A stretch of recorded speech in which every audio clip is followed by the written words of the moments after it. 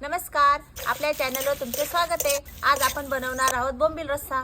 पाव बोंबील घेतलेत, अद्रक, लसूण, कोथिंबीर, कांदे, टमाटे, भाजणीचं पीठ, खोबरं, तेल, हिंग, चवीनुसार मीठ, धना पावडर, गरम मसाला, हळदी पावडर, जिरं आणि आपला घरगुती काळा मसाला घेतला। बोंबीलचे 2 भाग करून घेऊया।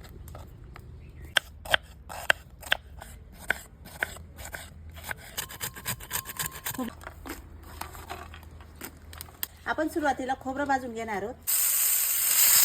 टाकून घेऊ म्हणजे कांदा आणि टमाटा बरोबर भाजला जाणार आहे। आम्ही पातळवाला त्याचाच वापर करतो। तेल टाकून घेऊ। आपण त्याला थोडेसे हिंग टाकून घेऊया। बोंबील फ्राय करून घेऊ। आपले बोंबील परतून झाले ते आता आपण बाउलमध्ये काढून घेऊया। जिरे टाकून घेऊया, लसूण ची पेस्ट टाकून घेऊया, 2 चमचा धना पावडर, 1 चमचा गरम मसाला हे टाकून घेऊ। ते 2 चमचे टाकून घेऊ। हळद पावडर। आपण आता वरून थोडेसे भाजणीचं पीठ टाकून घेऊ। यात आम्ही बाजरी, हरभऱ्याची डाळ, तांदूळ दळून घेतलेले, कापलेली कोथिंबीर, चवीनुसार मीठ।